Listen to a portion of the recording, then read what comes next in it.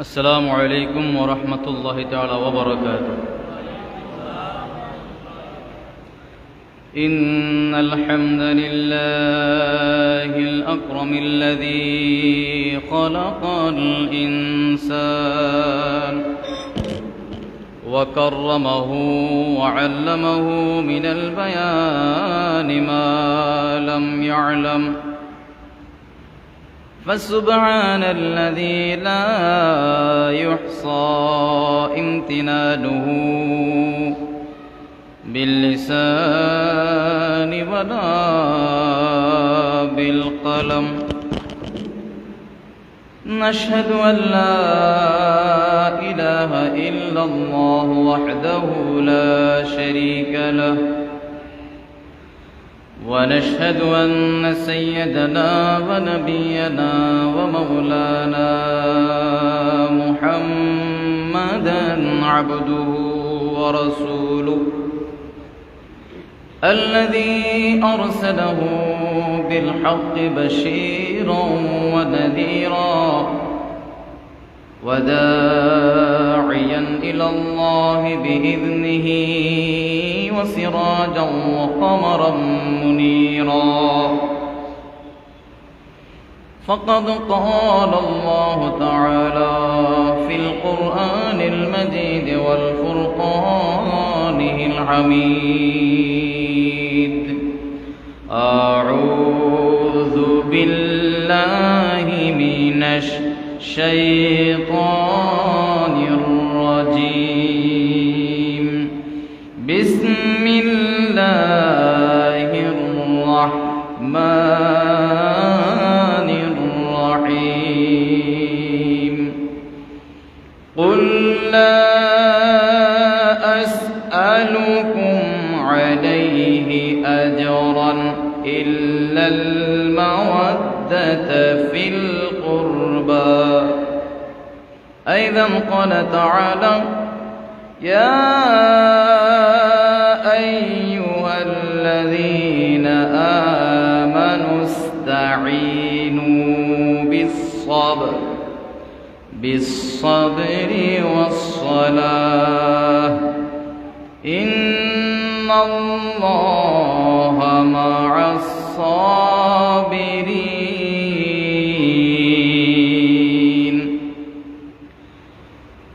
صدق الله المولانا العظيم وصدق رسوله النبي الحبيب الكريم. قال النبي صلى الله عليه وسلم: حسين مني وأنا من حسين.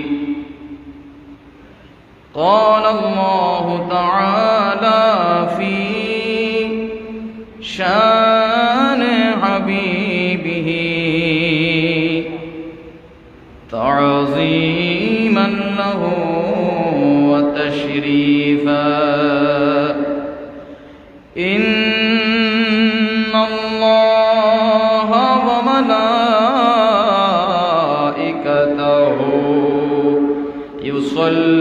يصلون على النبي يا أيها الذين آمنوا صلوا عليه وسلموا تسليما. اللهم صل على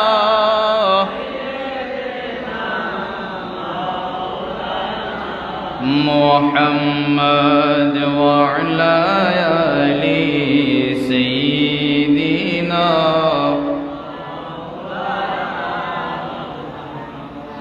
कलिमे तौहीद है तेरी शहादत ऐ हुसैन। कलिमे तौहीद है तेरी शहादत हुसैन। तो न होता तो न रह जाती सदाकत ऐ हुसैन अल्लाहुम्मा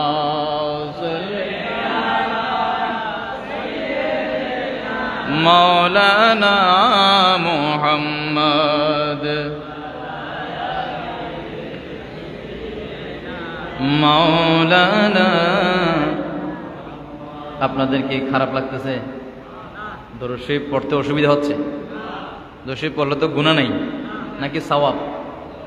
দরুদ শরীফ পড়লে গুনাহ না সওয়াব? কম না বেশি?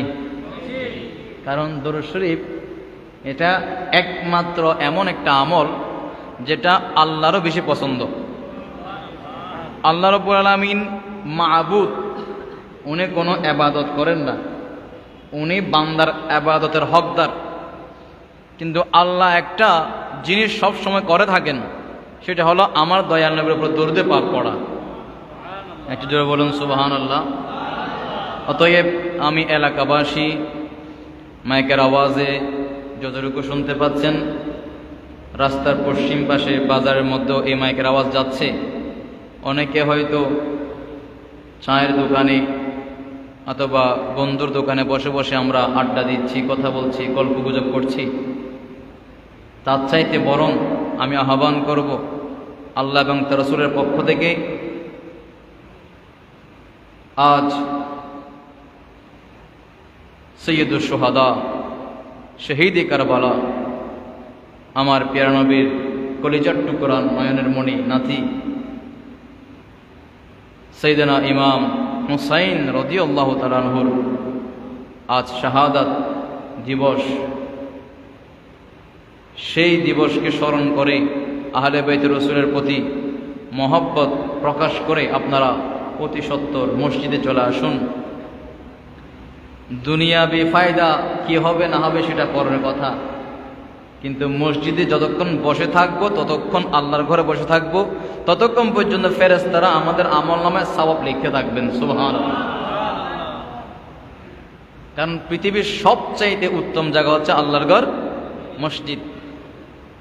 আহাব্বুল বুকাই ইলাল্লাহি তাআলা মাসাজিদুহা, সবচাইতে পছন্দনীয় প্রিয় জায়গা আল্লাহর কাছে সেটা হচ্ছে মসজিদ। আর সবচাইতে নিকৃষ্ট জায়গা হচ্ছে বাজার। আর আমরা যেটা নিকৃষ্ট জায়গা সেখানে আমরা বেশি যাইতে পছন্দ করি। আর মসজিদ হচ্ছে আল্লাহর কাছে পছন্দনীয়, সেখানে আসতে আমাদের গড়িমসি অনেক মানুষের আসে না নেই। আল্লাহ পাক তাদেরকে হেদায়েত দান করুন, বলুন আমিন।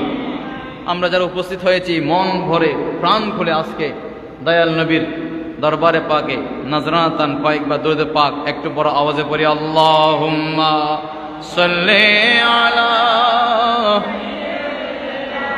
মাওলানা মুহাম্মদ ওয়া আলা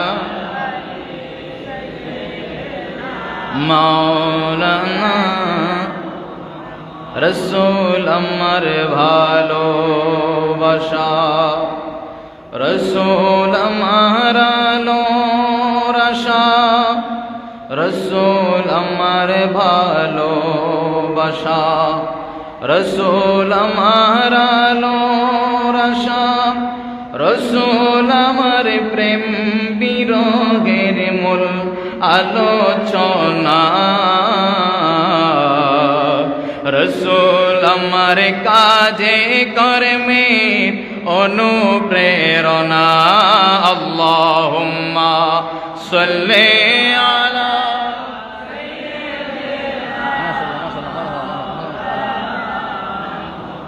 ওয়া আলা আলি সাইয়্যিদিনা।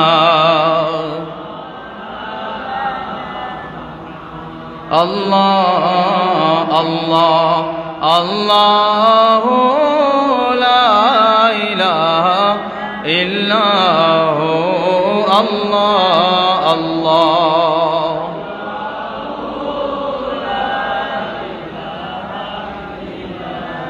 अव्वल आखिर सब कुछ जाने, देखे बईद करीब।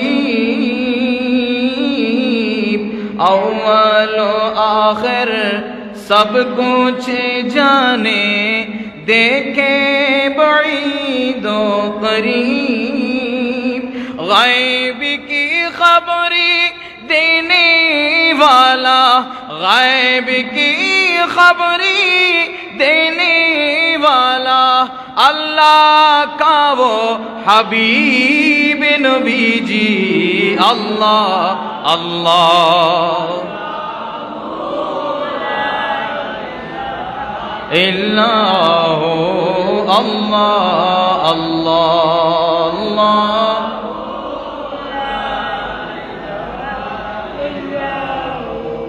আসুন সবাই সুলতানে কারবালা ইমাম হোসেন রাদিয়াল্লাহু তাআলা আনহুকে সালামি পেশ করি।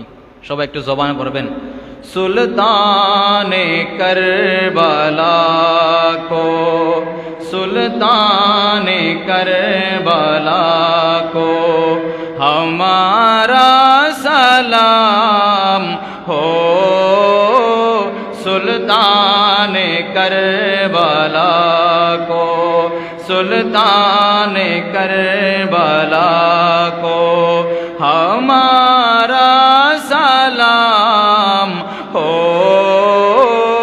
जानाने मुस्तफा को, जानाने मुस्तफा को हमारा सलाम हो, सुल्ताने। কি আপনাদের খারাপ লাগতেছে? ইমাম হোসেনকে সালাম দেওয়ার কথা আল্লাহ পাকের নির্দেশ, এবং নামাজের মধ্যে যখন তাশাহুদ পড়ি আমরা আসসালামু আলাইকা আইয়ুহান নাবিয়্যু ওয়া রাহমাতুল্লাহি ওয়া বারাকাতুহু, তারপরে আসসালামু আলাইনা ওয়া আলা ইবাদিল্লাহিস সালিহিন। যারা আল্লাহর নেককার বান্দা তার মধ্যে ইমাম হোসেন আছে না নাই? ওদেরকে সালাম দেওয়ার কথা আল্লাহ তাআলার নির্দেশ এটা। সেজন্য আমরা ইমাম হোসেনকে সালাম দিব। ইমাম হোসেনকে সালাম দিলে আমার দয়াল নবী খুশি হয়ে যাবেন। সুবহানাল্লাহ। এজন্য সুলতানে কারবালা কো हमारा सलाम हो, जानाने मुस्तफा को हमारा सलाम हो, सुल्ताने करबला को आसे करके नन निजात दिल से फिदा हूँ मैं, मजलूमों बेखता को, मजलूमों बेखता को हमारा सलाम हो, सुल्तान करबला को हमारा सलाम हो। अकबर से नौजवान भी रन में हुए शहीद, अकबर से नौजवान भी रन में हुए शहीद, हम शिकेले मुस्तफा को, हम शिकेले मुस्तफा को हमारा सलाम हो,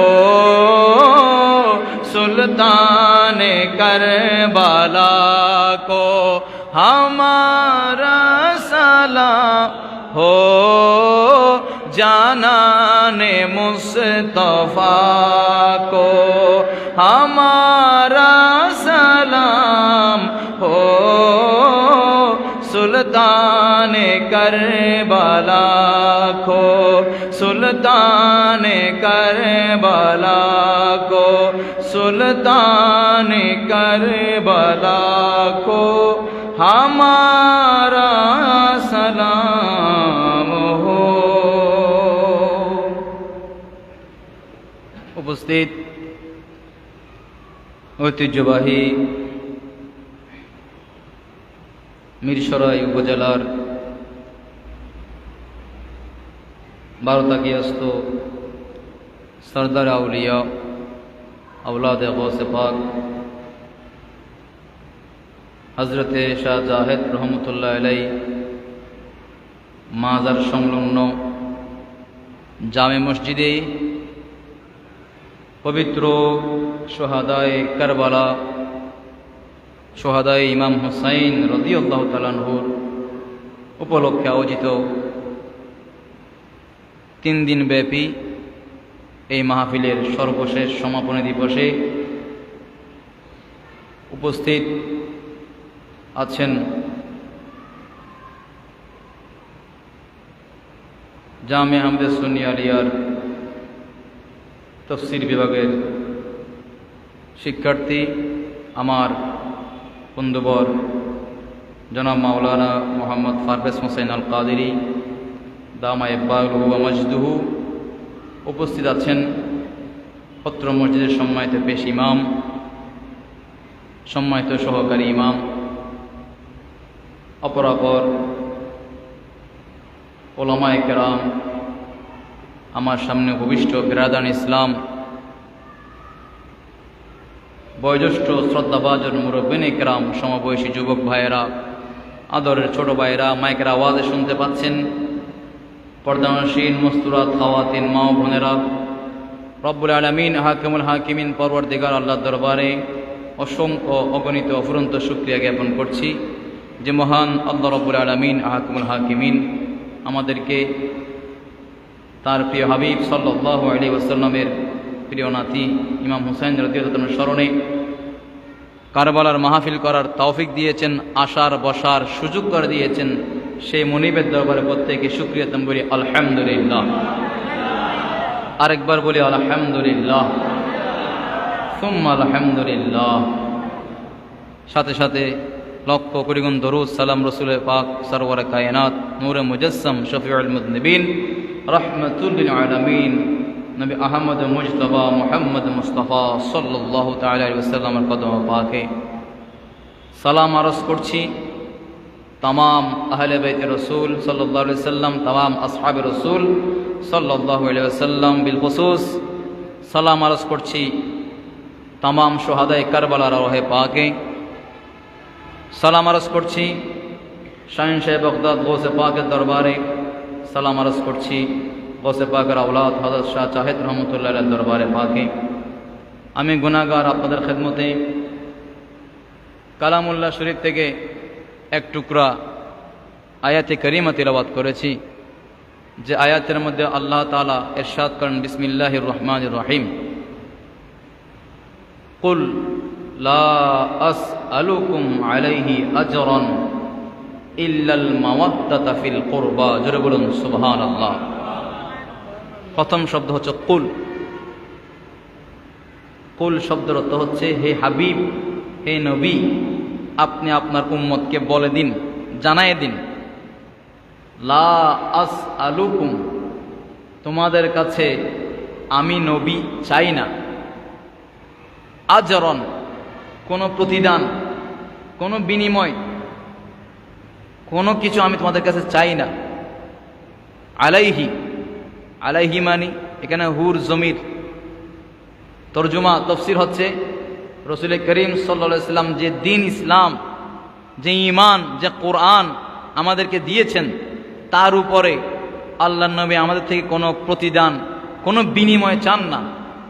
ইল্লাল মাওয়াদ্দাতা ফিল কুরবা, হ্যাঁ একটা জিনিস চান, সেটা হচ্ছে আল মাওয়াদ্দাত। মাওয়াদ্দাত মানে ভালোবাসা, মোহাব্বত, মাওয়াদ্দাত। কাদের ব্যাপারে মোহাব্বত? ইল্লাল মাওয়াদ্দাতা ফিল কুরবা, নিকটবর্তী আত্মীয় স্বজন, দয়াল নবীর নিকট আত্মীয়দের ব্যাপারে মোহাব্বত, ভালোবাসা, এটাই চান। অর্থাৎ সহজ কথায় হলো আল্লাহর নবী আমাদেরকে যে কোরআন দিয়েছেন, ঈমান দিয়েছেন, ইসলাম দিয়েছেন, নামাজ, রোজা, হজ, যাকাত ইত্যাদি যা কিছু দিয়েছেন, সব কিছুর বিনিময়ে একটা জিনিস চান, সেটা হচ্ছে আহলে বাইতে রসুলের মোহাব্বত। এটা কি আমার কথা নাকি আল্লাহর কথা? একটু জবান খুলে কার কথা?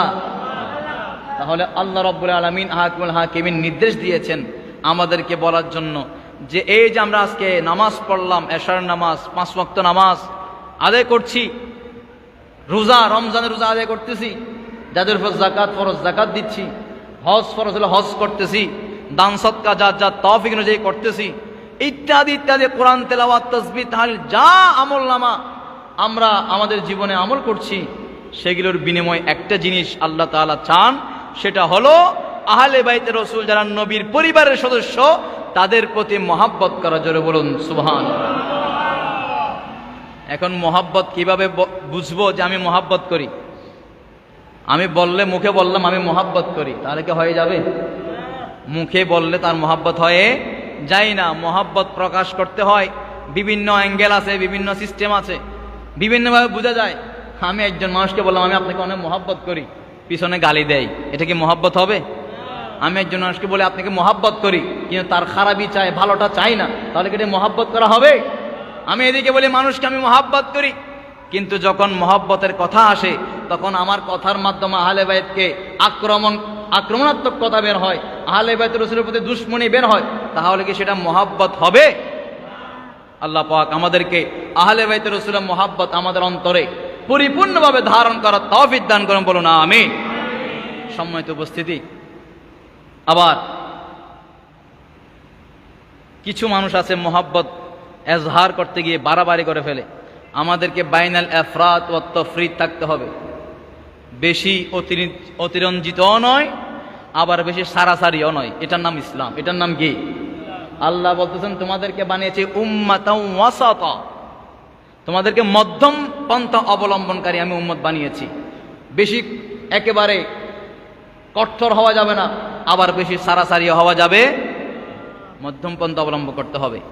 অনেকেই মহাব্বত এজহার করতে গিয়ে শরীয়তের বাধা, শরীয়তের সীমা লঙ্ঘন করে, যেটা শরীয়ত বাধা দিয়েছে। তাহলে আমাদেরকে শরীয়ত বাধা দিয়েছে, শরীয়তের যেটা এহাতা, যেটা পরিধি, যেটা সীমা আছে, সেটার ভিতরে থাকতে হবে। আল্লাহ পাক তৌফিক দান করুন, বলুন আমিন। আল্লাহুম্মা সাল্লি মাওলানা মুহাম্মাদ ওয়া আলা আলি মাওলানা। আপনারা যা আজকে উপস্থিত হয়েছেন, নিশ্চয় অন্তরের মধ্যে আহলে বাইত রাসূলের মহব্বত আছে, আছে না নাই? আছে বলেই তো সব কিছু ছেড়ে দিয়ে, দুনিয়াদারি সব ছেড়ে দিয়ে বসে আছেন শুধু আহলে বাইত রাসূলের মহব্বতের কথা শোনার জন্য, ঠিক কিনা? এই জন্য আমরা আলোচনা, আমি প্রাথমিক কিছু কথা সেরে ইনশাআল্লাহ কারবালার সে ঐতিহাসিক করুণ যে ঘটনা, সেটা বলার চেষ্টা করব। আপনারা শেষ পর্যন্ত থাকবেন তো ইনশাআল্লাহ? নাকি আস্তে আস্তে উঠতে উঠতে উঠতে উঠতে আমাকে থাকতে হবে? এক জায়গায় গেলাম, বলতেছে আপনাকে শেষ পর্যন্ত থাকবেন, সবাই হাত তুলে শুধু থাকবো। আমি তো চোখ বন্ধ করে শুরু করছি, চোখ করে দেখি মাইকম্যান স্যার আর কেউ নাই। জিজ্ঞেস করলাম কিরে ভাই মাইকম্যান আপনি? এখানে তো মসজিদে মাইকম্যান নাই, মসজিদের মাইকম্যান মসজিদে থাকবে। তো মাইকম্যানকে জিজ্ঞেস তুমি বসে আছো কেন? হুজুর মাইক, না হয়তো আমিও চলে যাইতাম। তো এরকম চলে গেলে তো হবে না, আপনারা থাকবেন তো ইনশাআল্লাহ? যারা আছেন মহব্বত নিয়ে আসছেন, শেষ পর্যন্ত থাকবেন। কিছু আকিদার কথা শুনবো, ইমানের কথা শুনবো, আমলের কথা শুনবো, ইমাম হুসাইনের মহব্বতের কথা শুনবো ইনশাআল্লাহ। যেমন ইনশাআল্লাহ কারবালার ঘটনা, এটা ঘটার পিছনে আমাদেরকে একটু পিছনে যাইতে হবে, মানে আগের ইতিহাস জানতে হবে। কেন কারবালা ঘটনা হলো? হঠাৎ করে কারবালার ঘটনা ঘটে নাই। রাসূল করিম সাল্লাল্লাহু আলাইহি ওয়াসাল্লাম মক্কা শরীফ থেকে 622 খ্রিস্টাব্দে যখন মদিনা শরীফে হিজরত করলেন, তখন মদিনা শরীফের মধ্যে কিছু ইহুদি ছিল। কারা ছিল? ইহুদি। একটু কথাও বলতে হবে, যদি সম্ভব হয় মুরব্বী বাবারা আমার যারা একটু দূরে বসছেন, আপনারা সামনে চলে আসলে তাহলে কথা বলতে সুবিধা হবে।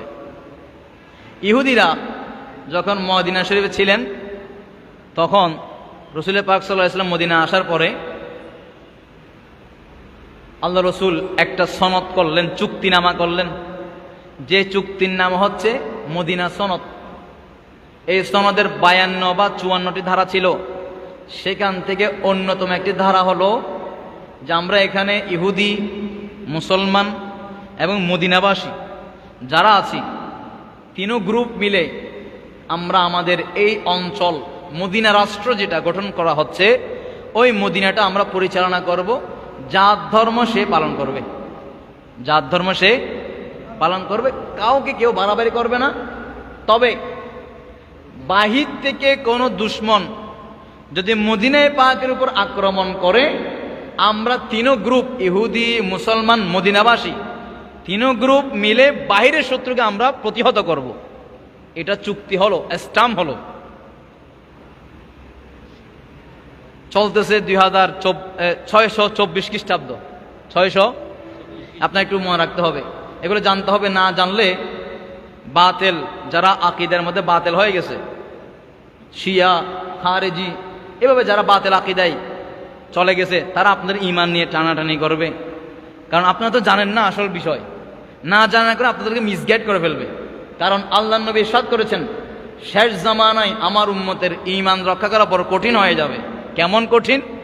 মানুষ জ্বলন্ত আগুনের কয়লা হাতে রাখতে পারবে, সেটা সহজ হবে, কিন্তু তার চাইতে বেশি ঈমান রক্ষা করা কঠিন হয়ে যাবে। আচ্ছা আপনারা বলেন তো, জ্বলন্ত আগুনের কয়লা হাতে রাখা যায়? হাত থাকবে, পুড়ে যাবে না? কিন্তু তার চাইতে বেশি কঠিন হবে ঈমান রক্ষা করা। কি কঠিন হয়ে যাবে? ঈমান। এই জমানা চলে আসছে এখন। যাই হোক, 624 খ্রিস্টাব্দে বদর যুদ্ধ হলো, 625 খ্রিস্টাব্দে উহুদের যুদ্ধ হলো।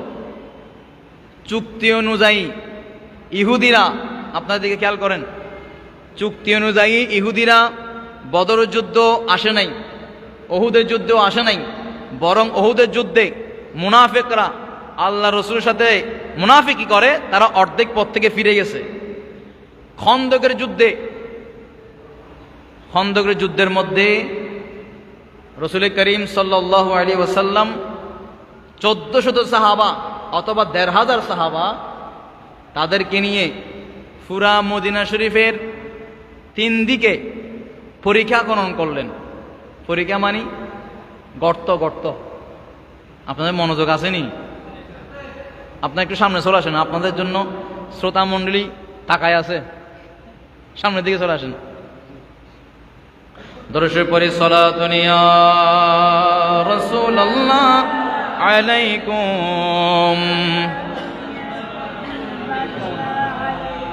সালাতুন ইয়া রাসূলুল্লাহ আলাইকুম।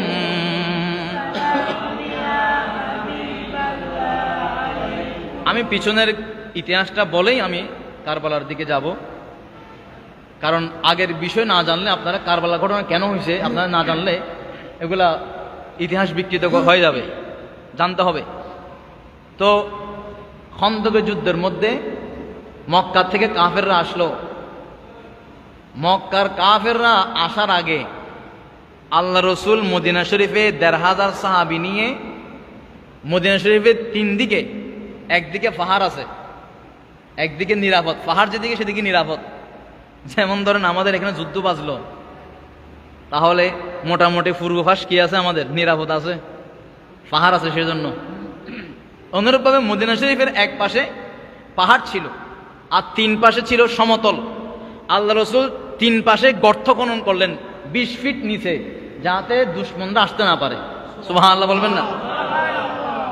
এই খন্দকের যুদ্ধে আল্লাহ রসুলের বেশি বেশি মুজিজা প্রকাশ হয়েছে।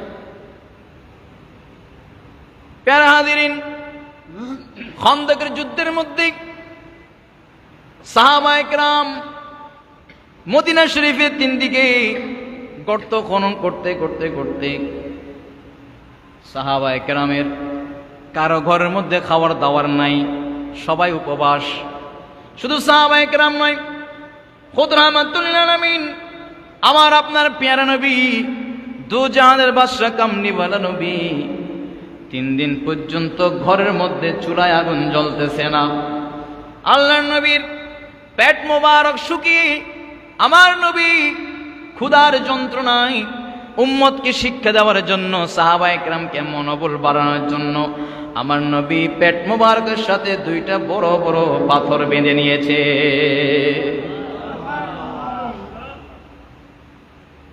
আমার নবী সাহাবায়ে কেরামের সাথে কাঁধে কাঁধ মিলিয়ে ওই গর্ত খনন করছেন, মাটি কাটতেছেন।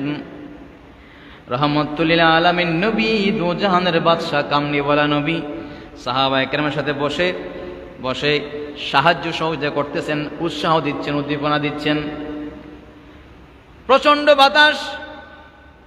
হঠাৎ করে আল্লাহর নবীর পেট মুবারকের যে পাথর বেঁধেছিলেন, চাদর মুবারক পেট থেকে সরে গেছে বাতাসের কারণে।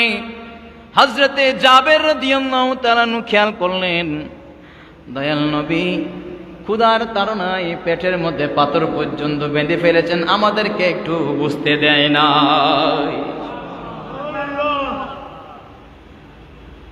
হযরতে জাবের ঘরে গেলেন রাদিয়াল্লাহু তাআলা।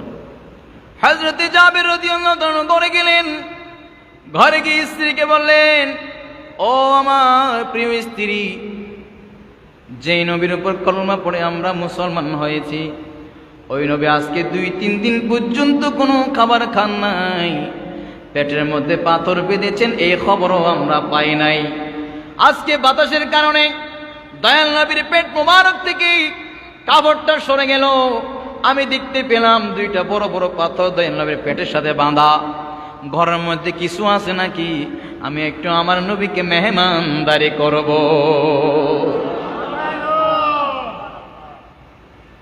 আজকে যদি দয়াল নবীকে মেহমানদারি করতে পারে, আমার কপাল, আমার তকদির চমকায় যাবে। তাড়াতাড়ি কি আছে বলো। হযরত জাবের স্ত্রী বললেন, ওগো আমার প্রিয় স্বামী, ঘরে তো তেমন কিছু নাই, সামান্য কিছু জবের আটা আছে। কিসের আটা? একটা গমের, একটা জবের। কিছু জবের আটা আছে, আরবদের প্রিয় খাবার জবের আটা। কিছু জবের আটা আছে, আর 2টা ছোট বকরি আছে, ছাগল আছে। ঠিক আছে, অসুবিধা নাই, তুমি রেডি হও, আটাগুলা খামির ধরো, রুটি বানাও, আর ছাগলটা জবে করে দিব, এদিকে আনো। ছাগলটা স্বামী স্ত্রী হযরত জাবের রাদিয়াল্লাহু তাআলা এবং তার স্ত্রী মিলে 2 জনে মিলে ছাগলটা জবে করে দিলেন। রহমতুল আলামিন নবীকে ঘরে মেহমানদারি করবেন, মেহমান বানাবেন। আপনারা আপনাদের এলাকার মসজিদের ইমাম, মসজিদের খতিব সাহেবকে যেই দিন ঘরে দাওয়াত করেন, কত আনন্দ। আজকে আমার ঘরে আমার এলাকার ইমাম সাহেব আসবে, 2-4টা ডাল ভাত খাবে, হুজুরকে মেহমানদারি করব। আর ওরা তো সাহাবায়ে কেরাম আর আমার নবীকে মেহমানদারি করবে, কত আনন্দ। হযরত জাবের রাদিয়াল্লাহু তাআলা আনহু তাড়াতাড়ি গেলেন দয়াল নবীর দরবারে, ইয়া রাসূলুল্লাহ, ইয়া হাবিবাল্লাহ, একটু আলাদা পাশে আসেন, আপনার সাথে কথা আছে। আমার নবী বলেন, ও জাবের, কি বলো?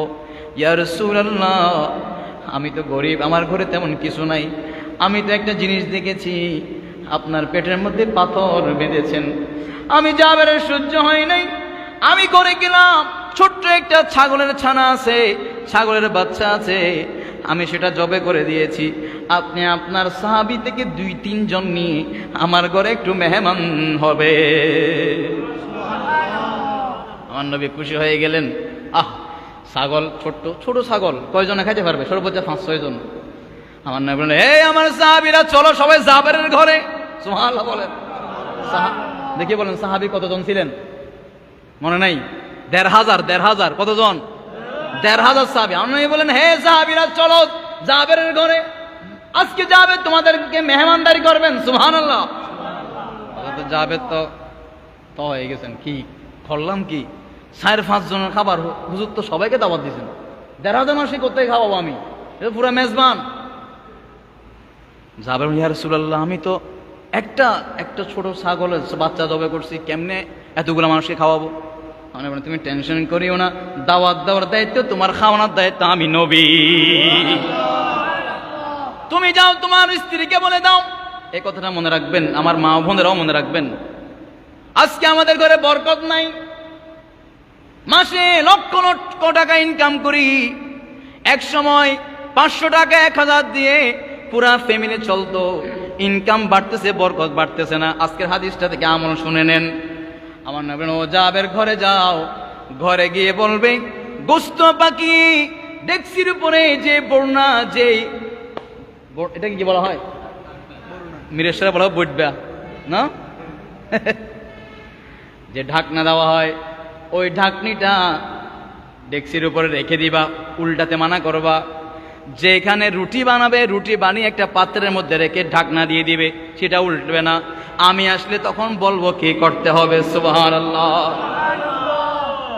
গভীর রাত, মাটি খনন করার পরে আল্লাহর নবী সাহাবায়ে কিরামকে নিয়ে, সিদ্দিক আকবর, ফারুক আজম, উসমান জিন্নুরাইন, মাওলা আলী শের খুদা হাসান হোসেনকে নিয়ে আমার নবী হযরতে জাবেরের ঘরে গেলেন। আজকে বড় মেহমান, রহমতুল আলামিন নবী মেহমান হবে।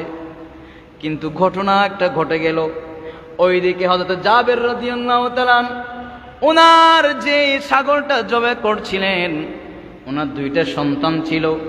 ওই দুই সন্তান 6 বছর এবং 8 বছর। দুই সন্তান খেয়াল করছে বাবা কেমনে ছাগল জবে করে। খেয়াল করে বাবা তো গেছে আল্লাহর নবীকে দাওয়াত দেওয়ার জন্য। এইদিকে ছোট ভাই বড় ভাই দুইজনে ছাগল জবের ছুরিটা নিয়ে বলল, ও আমার ভাই, দেখো কত সুন্দর করে আব্বু আম্মু ছাগল জবে করছে, তুমি ছাগল হয়ে যাও, আমিও তোমাকে জবে করব। এক ভাই বড় ভাই ছোট ভাইকে ছাগলের মতো করে বাবা যেমনি ভাবে ছাগলকে জবে করছে না বুঝে বড় ভাই ছোট ভাইকে জবে করে দিল। জবে যখন করতেছে, ওইদিকে জাবেরের স্ত্রী মায়ের অন্তরে খবর হয়ে গেছে, কলিজায় একটা টান দিয়ে উঠলো। হায় রে, জানি না আমার সন্তান হয়তো কোনো বিপদে পড়েছে। তাড়াতাড়ি দৌড় দিয়ে দেখে সন্তানের গলা দিয়ে হাত হাত করে রক্ত বের হতে, সন্তান লাফাইতেছে। মা তাড়াতাড়ি যখন ওই সন্তানকে জবে হওয়া দেখলো, বড় ভাই ভয়ে পেয়ে গেছে, বলতেছে মনে হয় আমার মা আমাকে মারবে। এই ভয়ে দৌড় দিতে গিয়ে আছাড়কে পিছলাকে ছাদ থেকে পড়ে নিচে পড়ে, ওই বড় ভাইও মারা গেছে। ইন্না লিল্লাহি ওয়া ইন্না ইলাইহি রাজিউন। তার দুনো ভাই কি হয়ে গেছে? মারা গেছে। আচ্ছা বলেন তো, ওই অবস্থায় মায়ের অন্তরে কি অবস্থা? কিন্তু সমস্ত দুঃখ বেদনা সব কিছু চাপা দিয়ে সহ্য করে সবর করে চুপ করে আছেন। কারণ আজকে ঘরে রহমতুল লিল আলামিন নবী তশরিফ আনবেন। সুবহানাল্লাহ। হযরত জাবের রাদিয়াল্লাহু তাআলা আসলেন দয়াল নবীকে নিয়ে, ঘরে ঢুকলেন। ঘরে ঢুকে দেখতেছেন স্ত্রীর চোখে পানি।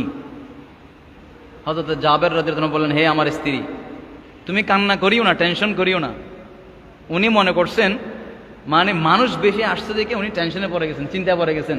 তুমি চিন্তা করিও না, আল্লাহর নবী দাওয়াত দিয়েছেন, আল্লাহর নবী সেটা বুঝবেন। জাবেরের স্ত্রী বলে, ওগো স্বামী জাবের, আমি তো মানুষের ভয়ে কান্না করি না।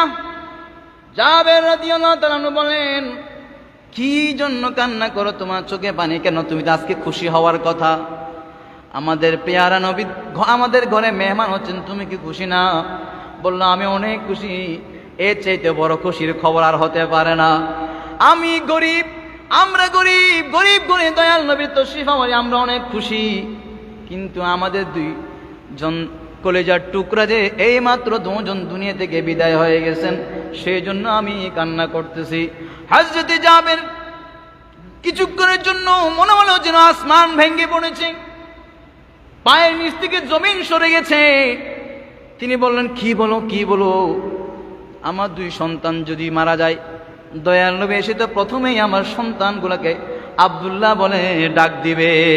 যারা বলুন সুবহানাল্লাহ। কারণ আমার দয়াল নবী ছোট বাচ্চাকে বেশি আদর করতেন, বেশি মহব্বত করতেন। কেমন মহব্বত করতেন সেটা ইমাম হুসাইনের যখন শুনবেন তখন বুঝবেন। ছোট বাচ্চাকে বেশি আদর করতেন। আমরা তো এখন ছোট বাচ্চাকে ধমক দেই, অড়া তুডা, হ্যাঁ, যা ইচ্ছে তা ব্যবহার করি না। ছোট বাচ্চার সাথে আপনি যত সুন্দর আচরণ করবেন, ছোট বাচ্চা আপনাকে শত সুন্দর আচরণ ফিডব্যাক দিবে।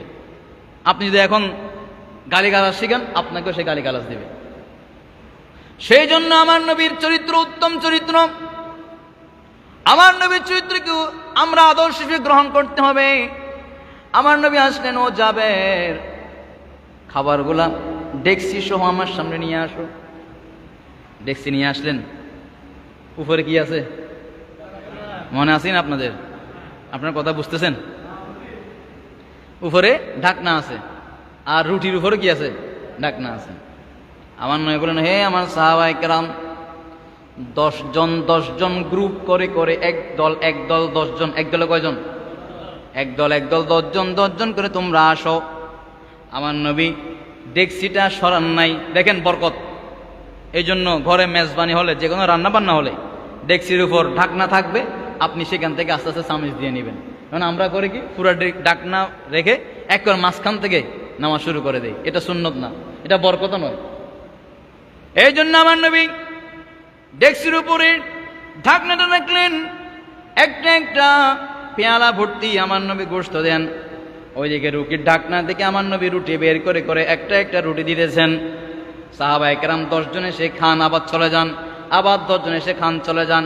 এভাবে 10 জন আসতে যাইতে খাইতে খাইতে খাইতে, বুখারী শরীফের হাদিস 2য় খণ্ডের মধ্যে কিতাবুল মাগাজির মধ্যে আছে, আমার নবী 10 জনকে দিতে দিতে সাইয়েদনা জাবের রাদিয়াল্লাহু আনহু বলেন, আমি তো মনে করছিলাম সর্বোচ্চ 50-60 জন খাইতে পারবে। দেখলাম 1500 সাহাবী রাসূল, সমস্ত সাহাবীরা খাওয়া দাওয়া করার পরেও ডেকসি থেকে এক টুকরা গোশতের কোনো কমতি হয় না।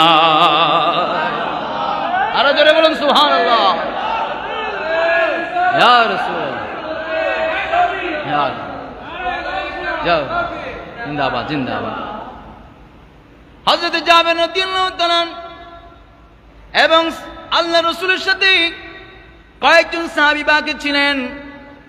আমার নবী বললেন, ও জাবের, ও জাবের বলে যখন ডাক দিছে, হযরত জাবেরের অন্তরের মধ্যে বোঝা হয়ে গেছে, আল্লাহর নবী এখন আমার সন্তানগুলোকে আসতে বলবে।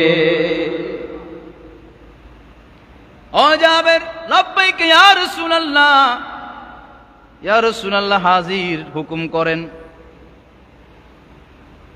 ডাকো তোমার 2 সন্তানকে ডাকো। জাবের, হযরত জাবের তো জানেন 2 সন্তান আছে।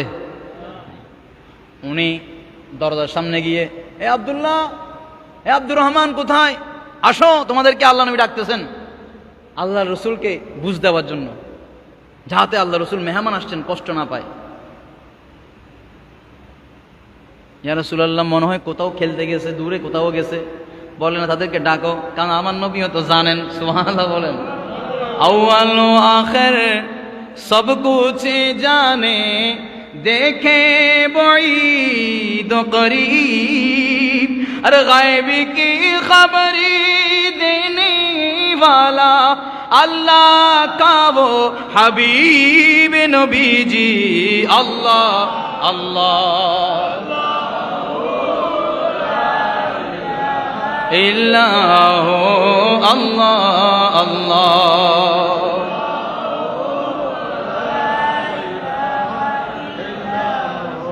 বলছেন ডাকো তাদেরকে, স্যার আমি খাবো না। ভিতরে গেলেন, ও আমার প্রিয় স্ত্রী, আল্লাহর নবী এখন আমার ছেলেকে ডাকতেছে, কি জবাব দেব? স্ত্রী মহিলা মানুষ, বেশিক্ষণ আর সবর ধরতে পারেন নাই। হঠাৎ করে হাওমা করে 2 চোখের পানি ছেড়ে দিয়ে আল্লাহর নবী দরবারে হাজির হয়ে গেছে। ইয়া রাসূলুল্লাহ, ইয়া হাবিবাল্লাহ, আপনাকে যখন হযরতে জাবের, আমার প্রাণের স্বামী, দাওয়াত দিতে গেলেন, আমার সন্তান একটাকে একটা জবে করে দিয়েছে। আরেকটা সন্তান যখন আমি দেখে ফেললাম নিজেকে বাঁচানোর জন্য ছাদ থেকে লাফ দিয়ে মারা গেছে, আমি সহ্য করতে পারি নাই। হযরত জাবের, আপনি মনে কষ্ট পাবেন সেই জন্য আপনাকে বলে নাই। আমার 2 সন্তান ওই পাশের ঘরে আমি আমার শাড়ির আঁচল দিয়ে ঘুরে রেখেছি। আমার নবী বলেন, হো জাবের, যাও, তাদেরকে বলো আমি নবী ডাক দিয়েছি।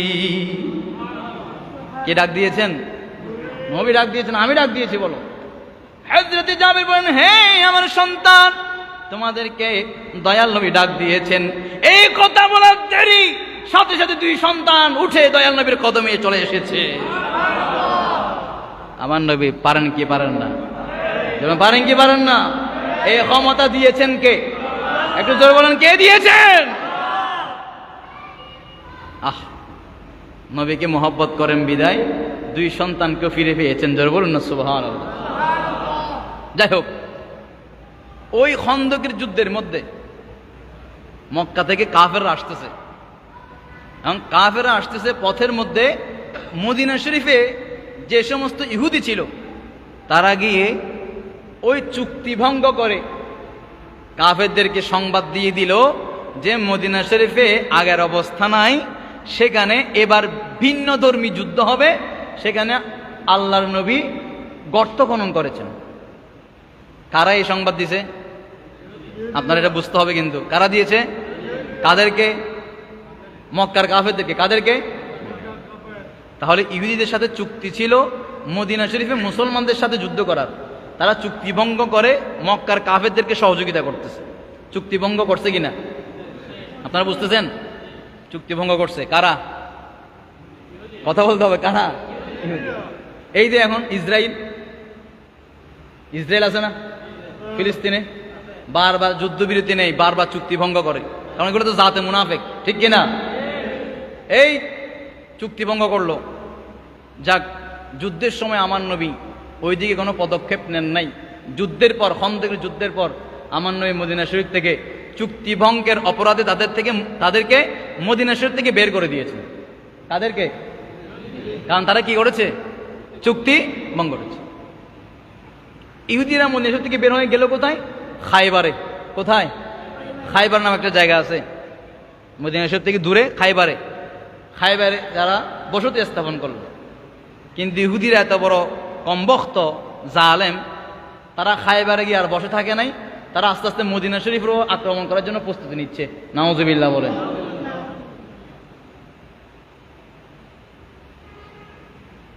অনেক ইতিহাস, এগুলো বলতে গেলে সময় দরকার। মদিনা শরীফে একজন মানুষের মাধ্যমে এই ইহুদির একজন আল্লাহর নবীকে কিছু হাদিয়া দিল খাওয়ার, যেগুলোর মধ্যে বিষ মিশ্রিত ছিল। তাহলে আমার নবী বলেন রাষ্ট্রপ্রধান, একজন রাষ্ট্রপ্রধানের জন্য বিষ মিশ্রিত খাবার পাঠিয়েছে মেরে ফেলার জন্য, সেটা হচ্ছে মৃত্যুদণ্ডের অপরাধ, ফাঁসির অপরাধ। যে ব্যক্তি এই খাবার পাঠিয়েছে তাকে ইসলামী শরিয়া অনুযায়ী তাকে ফাঁসি দেওয়া হলো। ফাঁসি দেওয়ার পরে ইহুদিরা মুসলমানদের বিরুদ্ধে ওই খাইবার থেকে আস্তে আস্তে যুদ্ধের প্রস্তুতি নিচ্ছে। আল্লাহর পক্ষ থেকে ওহী আসলো, এ আমার নবী, ইহুদিদের বিরুদ্ধে আপনি যুদ্ধ পরিচালনা করেন, কারণ তারা মদিনা শরীফ আক্রমণ করবে। আমার নবী সাহাবা ইকরামকে নিয়ে খাইবারের যুদ্ধের জন্য প্রস্তুত হলেন, রওনা হলেন। খাইবারের যুদ্ধে গেলেন। খাইবারের যুদ্ধে গিয়ে 3 দিন পর্যন্ত প্রচণ্ড যুদ্ধ হলো, কিন্তু মুসলমানদের বিজয় আসতেছে না। এমনকি ওই যুদ্ধের মধ্যে মাওলা আলী শেরে খুদা রাদিয়াল্লাহু তাআলা ওনার একটা চোখ আঘাতের কারণে চোখের কোটরি এই জায়গা থেকে বের হয়ে আসছে। একটা রগের কারণে চোখটা এদিকে ঝুলে আসে, চোখ বের হয়ে গেছে তরবারির আঘাতে। কার? মাওলা আলী শেরে খুদা রাদিয়াল্লাহু তাআলা। উনি বিশ্রামে। পরের দিন সকালবেলা, রাত্রে আমার নবী ঘোষণা করলেন আগামীকাল এমন একজনের হাতে ইসলামী পতাকা দেওয়া হবে যার হাতে আল্লাহ তাআলা বিজয় দান করবেন। সুবহানাল্লাহ। সবাই মনে করতেছে মনে হয় আমাকে দিবে, সবাই যার একটা খেয়াল আর কি।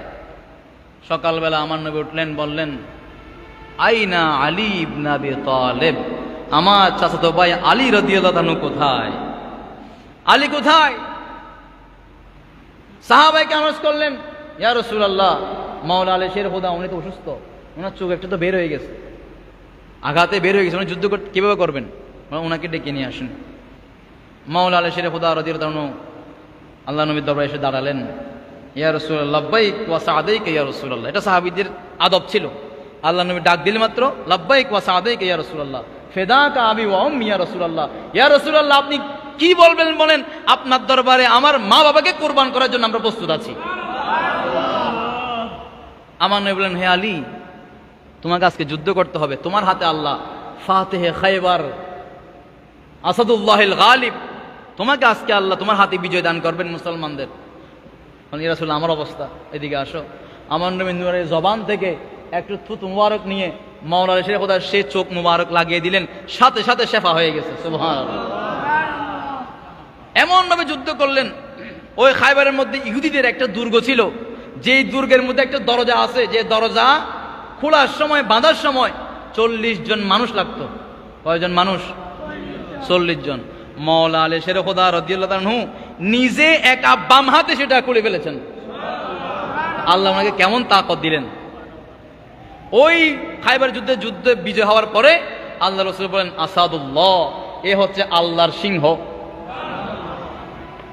এই যে মাওলা আলী শের খোদা, আমি যে জিনিসটা বুঝতে চাচ্ছি সেটা এসে গেলাম। মাওলা আলী শের খোদা রাদিয়াল্লাহু আনহু খাইবার যুদ্ধে বিজয় দান করলেন, গ্রহণ করলেন। সেখান থেকে ইহুদিদের সাথে মাওলা আলী শের খোদা একটা কি হয়ে গেছে? দ্বন্দ্ব। তারা মাওলা আলী শের খোদা এবং তার বংশধরকে নিজের দুশমন মনে করতে লাগলো, এবং এই শত্রুতার জেদ থেকে কারবালার ঘটনা। যাক, মাওলা আলী শের খোদা রাদিয়াল্লাহু আনহু বিজয় হওয়ার পরে মুসলমানদের আল্লাহ রাসূল ইসলাম খেলাফত সিদ্দিক আকবর ফারুক আজম রাদিয়াল্লাহু চলতেছে। এখানে অনেক ঘটনা, এগুলা টাইম তো শেষ, শুরু করার আগে টাইম শেষ হয়ে যায়। এগুলা কয়েক পর্বের দরকার। আল্লাহ পাক রব্বুল আলামিন এই শাহাদে কারবালার মাহফিল যাতে তা কিয়ামত পর্যন্ত শুধু 3 দিন নয় 10 দিন ব্যাপী যাতে এই মসজিদের মধ্যে আল্লাহ চালু করে দেন, জোরে বলুন আমিন। কি বলেন, আপনারা কি নারাজ হয়েছেন? নাখোশ নাকি কিছু শিখতে পারলেন, জানতে পারলেন? এদের মাহফিলের দরকার আছে না নাই? আপনার কথা বলেন, দরকার আছে না নাই? নাকি এই বছর করে শেষ? প্রত্যেক বছর হোক, আমরা চাই কি চাই না? একটু 2 হাত তুলে বলতে পারবো, আর আমার চাই কি চাই না? আল্লাহ পাক কবুল করুন, বলুন আমিন। সালাতুনিয়া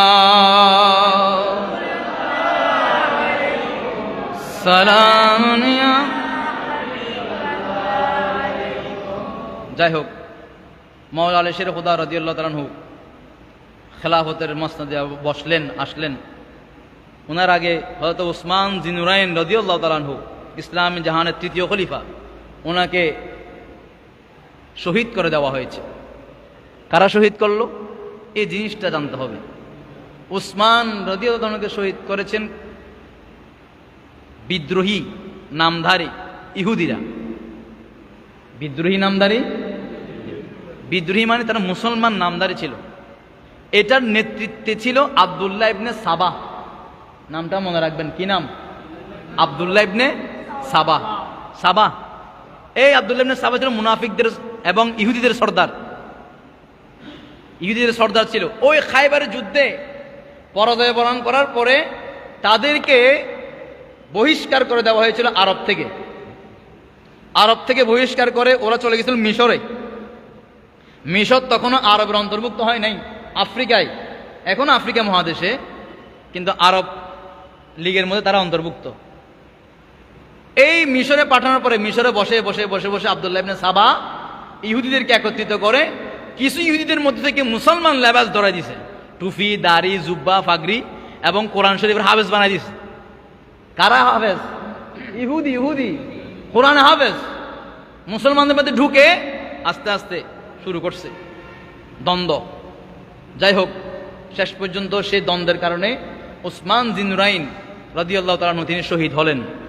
উনি শহীদ হওয়ার পরে মাওলা আলী শের খোদা রাদিয়াল্লাহু তাআলা আনহু খেলাফতে আসলেন। এখন সাহাবায়ে কেরামের মধ্যে 2টা দল হয়ে গেল। এক দল বলতেছে প্রথমেই উসমান রাদিয়াল্লাহু তাআলা আনহুর বিচার করতে হবে, কিন্তু মাওলা আলী শের খোদা রাদিয়াল্লাহু তাআলা বলতেছেন এখন যদি বিচার করতে যাই তাহলে আরো বিশাল ফিতনা হয়ে যাবে, একটু পরিস্থিতি সামাল দিই, খেলাফতটা শুরু করি সুন্দর করে, তারপরে বিচার হবে। এগুলো নিয়ে মাওলা আলী শের খোদা এবং হযরতে আমিরে মুয়াবিয়া রাদিয়াল্লাহু আনহু ওনাদের মধ্যে একটু ভুল বুঝাবুঝি এবং শেষ পর্যন্ত যুদ্ধ পর্যন্ত হলো। যাই হোক, এগুলো ওনাদের ব্যাপার, এগুলো নিয়ে কথা বলতে গেলে সময় লাগবে, হঠাৎ করে একটা কথা বলে গেলে হবে না, ফিতনা হয়ে যাবে। আমিরে মুয়াবিয়া রাদিয়াল্লাহু আনহু পরে খেলাফতে আসলো ইয়াজিদ, ওনার সন্তান ইয়াজিদ যতদিন পর্যন্ত খেলাফতে আসে নাই, একটা কথা দেমাকে ঢুকান, যতদিন পর্যন্ত খেলাফতে বসে নাই বা মুসলমানদের নেতা রাষ্ট্রপ্রধান হয় নাই, ততদিন পর্যন্ত ইয়াজিদ নিজেকে বুজুর্গ দাবি করত এবং বুজুর্গের লেবাস ধরে থাকত। আমি একটা ছোট্ট উদাহরণ দেই, আপনারা বিরক্ত হচ্ছেন মনে হয়। আমাদের অনেক সন্তান আছে বাবার সামনে সুফি, বড় শান্ত শিষ্ট ভদ্র, আছে না এরকম? কিন্তু পিছনে দুনিয়ার হারামজাদা ব্যাগিং করে, আছে না এরকম কিছু? মানে সামনে একেবারে ভালো, বাবার সামনে অনেক মুরব্বীর সামনে ভালো, কিন্তু পিছনে গেলে বন্ধুর সাথে, হ্যাঁ, বিভিন্ন দলের সাথে গিয়ে তখন মাস্তানি, সন্ত্রাসী, চাঁদাবাজি যা আছে সব কিছু করতেছে। এরকম কিছু আছে না নাই? এজিদ বাবার সামনে যতদিন পর্যন্ত খলিফা হয় নাই, রাষ্ট্রপ্রধান হয় নাই, অনেক বুজুর্গ স্বাস্থ্য, কোনো অপরাধ বাহিরে করতো না, ভিতরে ভিতরে তার সব কিছু ছিল। কিন্তু যখনই রাষ্ট্রপ্রধান হলো, সে আস্তে আস্তে বলতেছে মদ খাওয়া হালাল। নাউজুবিল্লাহ বলবেন না? সে মদকে কি করে দিয়েছে? হালাল। আচ্ছা, এগুলা কি আমি নিজের থেকে বানায় বলতেছি? একটা রেফারেন্স দিই, কারণ অনেকে বলে হুজুর আন্দাজে শুধু বলে গেছে, ইতিহাস কোত্থেকে বলছে। একটা মনে রাখবেন, বলেন আল বেদায়া, বলতো আল বেদায়া ওয়ান নেহায়া, আল্লামা ইবনে কাসির। এই যে এটা পড়ে নেবেন যাদের সমস্যা মনে হয়, এটা পৃথিবীর মধ্যে সবচেয়ে গ্রহণযোগ্য। আরো অনেক আছে। তো খেলাফতের মসনদে বসে সে মদকে হালাল করে দিল। ইসলামের একটা আইন কানুন, যেটা ইসলাম নিয়ম নীতি হচ্ছে, কানুন হচ্ছে মদ হারাম, এটাকে সে হালাল করে দিয়েছে। 2 নম্বর, জেনাকে উন্মুক্ত করে দিয়েছে। জোরে বলুন নাউজুবিল্লাহ। এইভাবে জুয়া, সুদ, বিভিন্ন কর্মকাণ্ড, অন্যায় সে শুরু করলো। ইমাম হুসাইন রাদিয়াল্লাহু আনহু তখন ছিলেন মদিনা শরীফ। কোথায় ছিলেন? মদিনা শরীফে। তখন অনেক সাহাবায়ে কেরাম, আব্দুল্লাহ ইবনে আব্বাস, আব্দুল্লাহ ইবনে ওমর, আব্দুর রহমান ইবনে আবু বকর, আব্দুল্লাহ ইবনে জুবাইর রাদিয়াল্লাহু আনহুম, ওনারা ছিলেন। এজিদের এই কর্মকাণ্ড দেখে ওনারা কেউ তাকে খলিফা হিসেবে মেনে নেন নাই। এই কথা এজিদ যখন শুনলো, এজিদ বলতেছে, গোটা দুনিয়া যদি আমাকে খলিফা মানে, ইমামে হুসাইন যদি না মানে, তাহলে আমার এই খেলাফতের কোনো দাম। একজন ইমামে হুসাইন রাদিয়াল্লাহু আনহু যদি আমাকে অস্বীকার করে, তাহলে এই খেলাফত কোথাও আমার গ্রহণযোগ্য হবে না। সেই জন্য এজিদ রাষ্ট্রীয়ভাবে পরোয়ানা জারি করল, যে কোনো প্রকারে ইমাম হুসাইন রাদিয়াল্লাহু তাআলা আনহুকে গ্রেফতার করা হোক। নাউজুবিল্লাহ বলবেন না? ইমাম হুসাইন রাদিয়াল্লাহু তাআলাকে গ্রেফতার করার জন্য তাড়াতাড়ি নির্দেশ দেওয়া হলো। মদিনা শরীফের যিনি গভর্নর ছিলেন নোমান বিন বশির, উনি হযরতে ইমাম হুসাইন রাদিয়াল্লাহু তাআলাকে ডাক দিলেন, হে ইমাম হুসাইন, আমরা সবাই আপনাকে ভালোবাসি, আপনাকে মহব্বত করি, আহলে বাইত রাসূলকে মহব্বত করি, কারণ আল্লাহ রাব্বুল আলামিন বলেছেন, কুল লা আসআলুকুম আলাইহি আজরান ইল্লাল মাওয়াদ্দাতা ফিল কুরবা। ওই কোরআনে কারীমের আয়াতের আমি আমল করি, আপনাকে মহব্বত করি, কিন্তু রাষ্ট্রীয় কাজে আমি গভর্নর হলেও এজিদ আমাকে নির্দেশনা পাঠিয়েছে আপনাকে গ্রেফতার করার জন্য। অথবা আপনি এজিদকে শাসক হিসেবে, খলিফা হিসেবে মেনে নিলে আপনাকে গ্রেফতার করা হবে না, আর এজিদকে না মানলে আপনাকে গ্রেফতার করার জন্য হুকুম দিয়েছেন। কিন্তু আমি নোমান বিন বশির আপনাকে ওয়াদা দিলাম, আমি জান থাকতে আপনার হাতের মধ্যে গ্রেফতারি পরোয়ানা আমি পড়াতে পারবো না। একদিন গেল, 2 দিন গেল, 3 দিন পরে আবার চিঠি আসলো। তখন তো চিঠি জমানা ছিল। চিঠি আসলো যে নোমান বিন বশির, তুমি যদি ইমাম হুসেনকে গ্রেফতার না করো, তোমাকে গ্রেফতার করা হবে। এখন গভর্নরকে গ্রেফতার করার জন্য হুমকি দিল। আবার নোমান বিন বশির সেইদিন ইমাম হুসাইন রাদিয়াল্লাহু তাআলা দরবারে গেলেন, হে আহলে বাইত রাসূলের সদস্য, ওগো পেয়ারা নবীর পেয়ারা নাতি, এখন তো আমি নিরুপায়, আমাকেও গ্রেফতার করার হুমকি দিয়েছে। ইমাম হুসাইন বলেন, এখন কি করা যায়? এইদিকে এজিদ আবার চিঠি পাঠালো একদিন পরে যে আমি 1000 আমার সেনাবাহিনী পাঠাচ্ছি ইমাম হুসাইন এবং তোমাকে গ্রেফতার করার জন্য। জোরে বলুন নাউজুবিল্লাহ। সাইয়্যিদুনা ইমাম হুসাইন উনি ঘরে গিয়ে সিদ্ধান্ত গ্রহণ করলেন, পরিবার পরিজনকে নিয়ে পরামর্শ করলেন, আমাকে তো মনে হয় আর মদিনায় পাকে নানাজানের কাছে থাকতে দিবে না। এজিদ তার লম্পট বাহিনী, জালেম বাহিনীকে পাঠিয়ে দিয়েছে আমাকে গ্রেফতার করার জন্য। আমরা মদিনায় পাকে থাকলে হয়তো সাহাবায়ে কিরাম এবং তাবি যারা আমাদেরকে মহব্বত করেন তারা আমাদের পক্ষে জিহাদ করবেন, যুদ্ধ করবে। কিন্তু আমি চাই না মদিনায় পাকে আল্লাহর নবীর দরবারে কোনো ধরনের ঝগড়া বিবাদ হোক। আমি দরকার হলে মদিনা ছেড়ে আমি মক্কায় চলে যাব, তোমরা কি বলো? ঘরের মধ্যে সাকিনা এবং জাইনাব তারা পরামর্শ দিলেন, ইয়া ইমাম হুসাইন, আপনি যেই দিকে বলেন আপনার সাথে আমরাও যাইতে রাজি আছি। ইমাম হুসাইন রাদিয়াল্লাহু তাআলা ওযু কালাম করে দয়াল নবীর রওজা পাকের সামনে দুই চোখের পানি ছেড়ে দিয়ে বললেন, ওহে নানা যান, আপনার উম্মতের কিছু মানুষ জালেম এজিদ আমাকে এবং আমার আলে বাইত, আমার পরিবার পরিজন, আপনার পরিবার পরিজনকে মদিনায় পাকে থাকতে দিচ্ছে না। আখিরি সালাম লো ওহে নানা জান, আখিরি সালাম লো ওহে নানা জান, আপনার হুসেন যায় কারবালার ময়দান, আপনার হুসেন যায় কারবালার ময়দান। আল্লাহুম্মা সাল্লি আলা মাওলানা মুহাম্মদ ওয়া আলা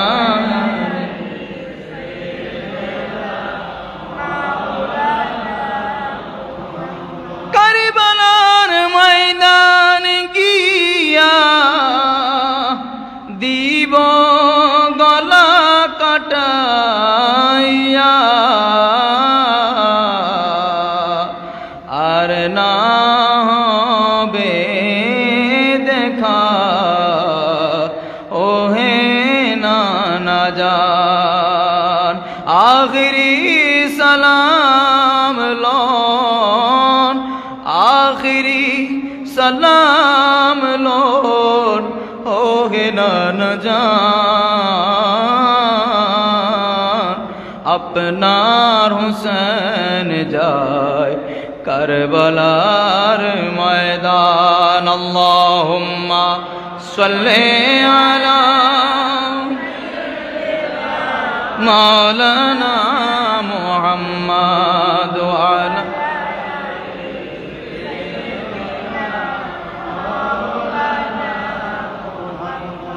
হযরত ইমাম হুসাইন রাদিয়াল্লাহু তাআলা যখন দয়াল নবীর সামনে দাঁড়ালেন, দুই চোখের পানি ছেড়ে দিয়ে নানাজানকে আখিরি সালাম দিতে লাগলেন। ও নানাজান, নানাজান, ছোট থেকে 50 বছর এই মদিনায় আমি বসবাস করছি।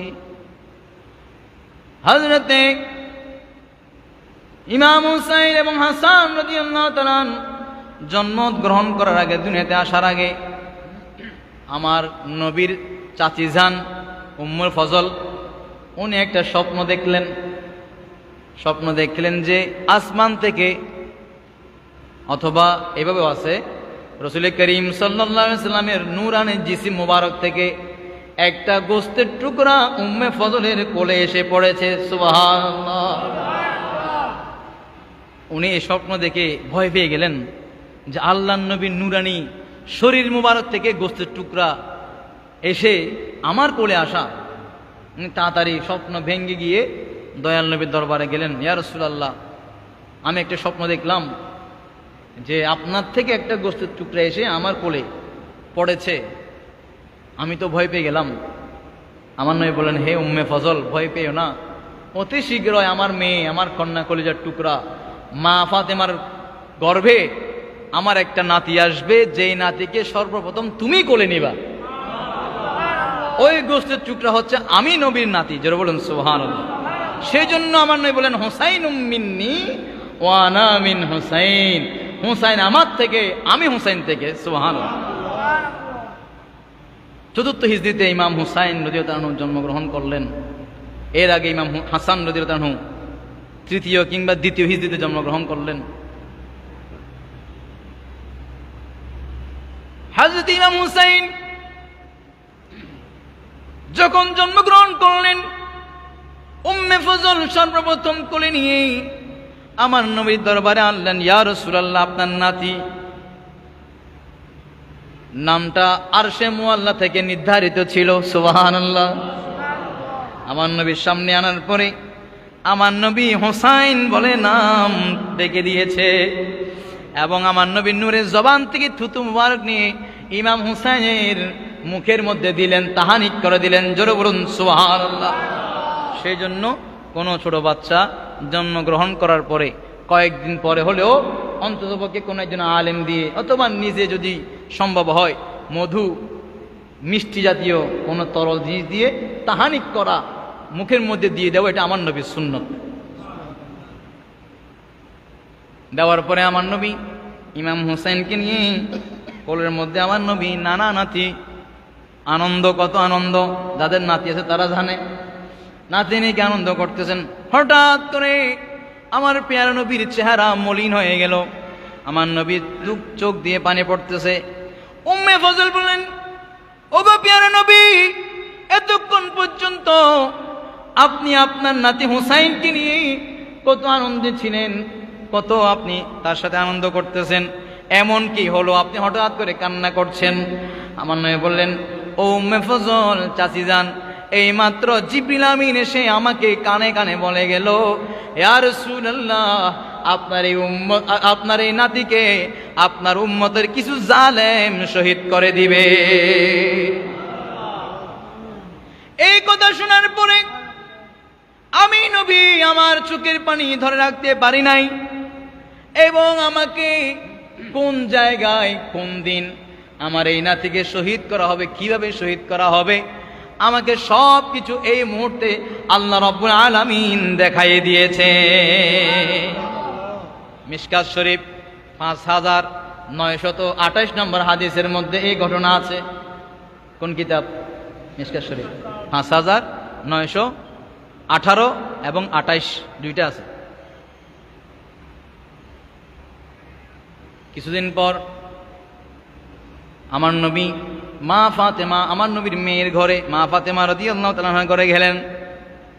ঘরে গিয়ে মাত্র শুনতেছেন ইমাম হুসাইন এবং ইমাম হাসান দুজন কান্না করতেছেন, ছোট ছোট কান্না করতেছেন। আমার নবী বললেন, ও ফাতেমা, শোনো শোনো, তুমি ইমাম হাসান এবং হুসেনকে কখনো কষ্ট দিও না, কারণ হাসান হুসেন কান্না করলে আমি নবী বরদাস্ত করতে পারি না।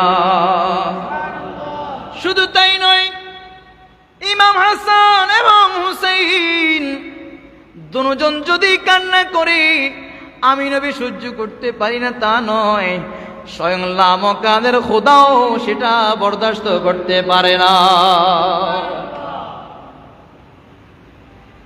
এই জন্য আমার নবী বললেন, মান আহাব্বাল হাসানা ওয়াল হুসাইনা ফাকাদ আহাব্বানি ওয়ামান আহাব্বানি ফাকাদ আহাব্বাল্লাহ ওয়ামান আহাব্বাল্লাহ দাখালাল জান্নাহ। জোরে বলুন সুবহানাল্লাহ। মান আহাব্বাল হাসানা ওয়াল হুসাইনা, যে ব্যক্তি হাসান হুসাইন দুজনকে ভালোবাসে, ফাকাদ আহাব্বানি, তখন তারা আমি নবীকে ভালোবাসে। সুবহানাল্লাহ বলবেন না? কাকে ভালোবাসে? নবীকে ভালোবাসে। হাসান হুসাইনকে ভালোবাসা নবীর ভালোবাসা। আমার নবী বলেন, আর নবীকে যে ভালোবাসবে সে কাকে ভালোবাসে?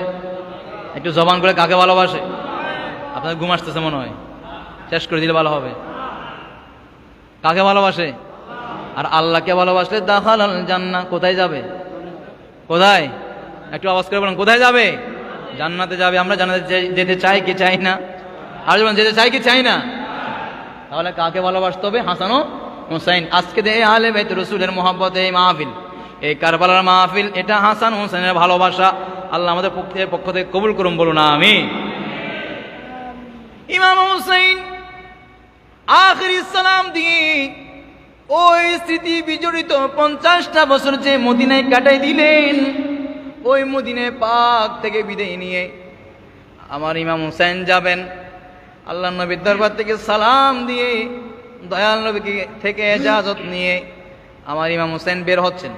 বের হওয়ার সময় হঠাৎ করে দেখতে পেলেন মসজিদে নববীর মেহরাব থেকে মিম্বার দেখে ইমাম হুসাইনের মনে পড়ে গেল, হায়রে এই মেহরাবে আমার নানাজান নামাজ পড়ার সময় আমি না নানাজানের কাঁধের উপরে বসে পিঠির উপরে বসে কত না খেলা করেছিলাম।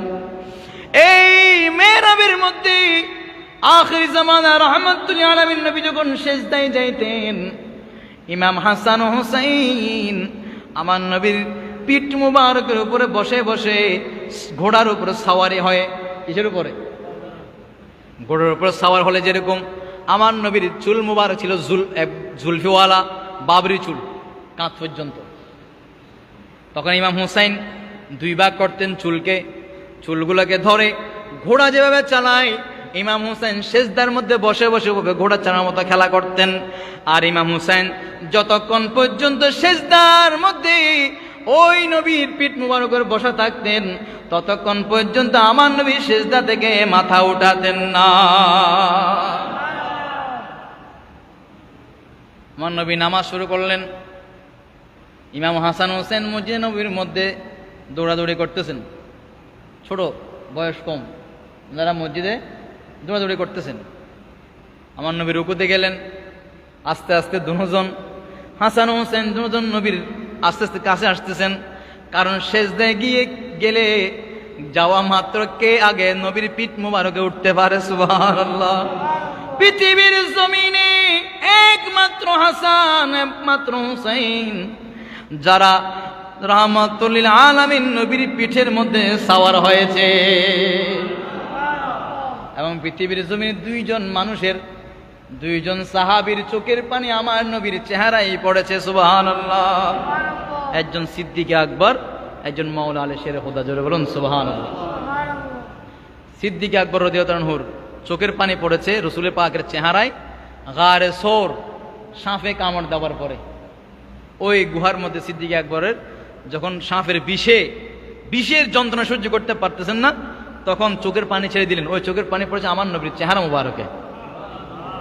আর মাওলা আলী শের খুদা রাদিয়াল্লাহু আনহুর চোখের পানি পড়েছে যখন মাওলা আলী শের খুদা রাদিয়াল্লাহু আনহু আল্লাহ রাসূলের খেদমত করতেছেন, আমার নবীর নুরানি মাথা মুবারক সের মুবারক মাওলা আলী শের খুদার রান মুবারক উপর রেখে ঘুমাচ্ছেন, আরাম করতেছেন। সময়টা ছিল আসরের ওয়াক্ত, আপনারা জানেন। এদিকে আমার নবী আরাম করতেছেন মাওলা আলী শের খুদার রানের উপরে, এদিকে মাওলা আলী শের খুদা তখনও নামাজ পড়েন নাই আসরের। দেখতেছেন আসরের সূর্য ডুবে যাচ্ছে, সূর্য শেষ, ওয়াক্ত শেষ হয়ে যাচ্ছে। ওয়াক্ত শেষ হয়ে গেলে তো নামাজ কাজা হয়ে যাবে, নামাজ ছুটে যাবে। আবার এদিকে ইমামুল আম্বিয়া রাহমাতুল আলামিন নবী উনার কোলের মধ্যে ঘুমাচ্ছেন। এটার চাইতে বড় সৌভাগ্য আর কি আছে? আল্লাহর নবীর ঘুম ভাঙানো সেটাও বেয়াদবি। সেই জন্য আল্লাহর নবীকে ডাকতেও পারতেছেন না, এদিকে নামাজের জন্য পেরেশান। দেখেন ইমাম হযরতে মাওলা আলী শের খুদা রাদিয়াল্লাহু আনহু নামাজের প্রতি কত যত্নবান, কত আগ্রহী। শেষ পর্যন্ত উনি কান্না করে দিলেন, হায় রে, আজকে আমার জীবন থেকে একটা ওয়াক্ত নামাজ চলে যাচ্ছে। কান্না করতে করতে হঠাৎ করে দুইটা চোখের পানি আমার নবীর নূরানি চেহারা শরীফের উপরে দুই ফোঁটা চোখের পানি পড়ার সাথে সাথে আমার নবীর ঘুম ভেঙে গেল। দেখতেছেন মাওলা আলী শের খুদা কান্না করতেছেন, এ আলী, কি ব্যাপার, কি ব্যাপার, তোমার চোখে পানি কেন? মাওলা আলী শের খুদা বলেন, ইয়া রাসূলুল্লাহ, আমি আজকে আপনার খেদমত করতে করতে আপনি তো ঘুমাচ্ছেন, আপনার আরাম করতেছেন, আপনার ঘুম ভাঙানো এটা বেয়াদবি। আমি আলী আপনার ঘুম ভাঙাতে পারছি না। ওইদিকে আমি আসর নামাজ পড়ি নাই, কিন্তু সূর্য ডুবে যাওয়ার কারণে আমার আসর নামাজ কাজা হয়ে গেছে। অন্যয় বলেন, ও এই চিন্তা তাইলে? শোনো আলী, তুমি যেহেতু আমার খেদমতে ছিলা, তোমার নামাজ কাজা হতে আমি নবী দিব না। জোরে বলুন সুবহানাল্লাহ। सूरज उल्टे पाँव पलटे, चाँद इशारे से हो चाक अंध नजदी देख ले कुदरते रसूलुल्लाह की सारा दुनिया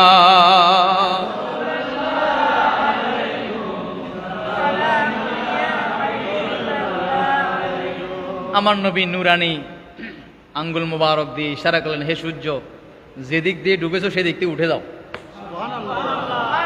আবার আসর ওয়াক্ত হয়ে যাও। সাথে সাথে সূর্য পূর্ব দিক থেকে নয়, পশ্চিম দিকে উদিত হয় আসর ওয়াক্ত বরাবর সূর্য এসে থেমে গেছে। জোর বলুন সুবহানাল্লাহ।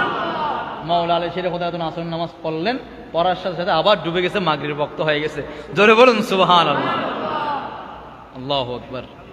তাহলে নবীর প্রেমে যারা দেওয়ানা হয়ে যাবে, মানলাহুল মাওলা ফালাহুল কুল, যারা নবীর হয়ে যাবে কুল কায়নাত তাদের হয়ে যাবে। সুবহানাল্লাহ। ইমাম হুসাইন রাদিয়াল্লাহু তাআলা যখন মনে পড়ল নানা জানের পিঠে বসে বসে ওই মসজিদের মেহরাবে কতবার নানা জানের পিঠে উঠেছিলাম, সেগুলো চোখের সামনে ভাসতেছে। কারণ জীবনের শেষবারের মতো মদিনা পাক ছেড়ে চলে যাচ্ছেন, আর আসার কোনো সুযোগ নাই। কারণ ইমাম হুসাইন যে শহীদ হবেন, ওনাদের শাহাদাতের পেয়ালা পান করবেন, সেটা উনি দুনিয়াতে আসার পর থেকে সবার মুখে মুখে হয়ে গেছে। সুবহানাল্লাহ। এই সুসংবাদ আল্লাহর নবী 50 বছর আগে দিয়ে দিয়েছেন। জোরে বলুন সুবহানাল্লাহ। ইমাম হুসাইন রাদিয়াল্লাহু তাআলা উনি এটা স্মরণ করতেছেন আর কান্না করতেছেন। রাসূল পাক সিজদার মধ্যে গিলে ইমাম হুসাইন পিঠে বসতেন, আল্লাহর নামে সুবহান রাব্বিয়াল আলা, সুবহান রাব্বিয়াল আলা। সিজদাতে কোন তাসবিহ পড়ে? সুবহান রাব্বিয়াল, সুবহান রাব্বিয়াল পড়তেছেন 3 বার, 5 বার, 7 বার, 9 বার, 11, 13, 15, 17, 19, 21, 23 বলতে বলতে কোন কোন রাওয়ায়াত আছে 21 বার, কোন রাওয়ায়াতে আছে 72 বার, 73 বার পর্যন্ত আমার নবী সুবহান রাব্বিয়াল আলা পড়েছেন। জোরে বলুন সুবহানাল্লাহ। আমার নবী সেজদা থেকে মাথা তুলেন নাই। কেন? কারণ আমি যদি, আল্লাহ নবী বলতেছেন, আমি যদি সেজদা থেকে মাথা তুলি, হাসান হুসাইন আমার পিঠ থেকে পরে গিয়ে ব্যথা পাবে, সেই ব্যথা আমি নবী বরদাস্ত করতে পারবো না। এই জন্য আল্লাহ রাব্বুল আলামিন বলেন, ইয়া রাসূলুল্লাহ, শরীয়তের নির্দেশনা হলো ইমাম সাহেব তাসবিহ পড়বেন 5 বার, মুক্তাদিরা পড়বে 3 বার কমপক্ষে। কমপক্ষে কয়বার? ইমাম সাহেব কয়বার পড়বে? 5 বার। এটা হচ্ছে জামাতে নামাজের নিয়ম, সেজন্য আমাদেরকে খেয়াল রাখতে হবে। অনেক সময় দেখা যায় ইমাম সাহেব পড়ে 11 বার।